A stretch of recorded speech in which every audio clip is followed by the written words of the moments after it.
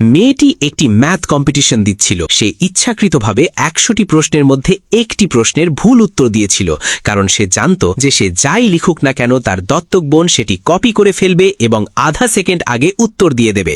তারপর তার দত্তক বোন তার উপর নকল করার অভিযোগ নিশ্চিতভাবেই আনবে। এইবারও তার দত্তক বোন ভুল উত্তর কপি করে ফেলল। সে আবারও মেয়েটির থেকে আধা সেকেন্ড আগে উত্তর সম্পন্ন করার ঘোষণা দিল।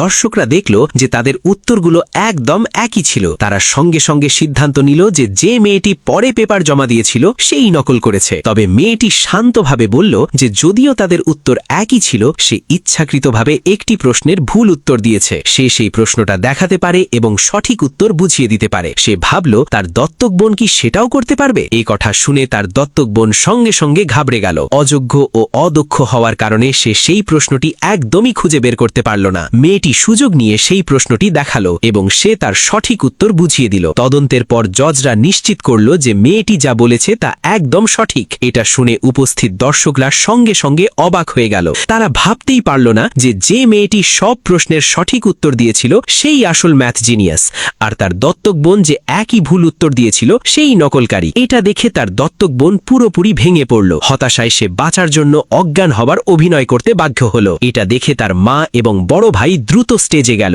এবং কাউকে ডেকে তার চিকিৎসার ব্যবস্থা করল। চিকিৎসার সময় তার দত্তক বোনও একটি পাল্টা কৌশল ভাবল। মাত্র 10 টাকা দিয়েই লাইক ফলোয়ার কিনতে পারবেন followerhouse.com এই ওয়েবসাইট থেকে।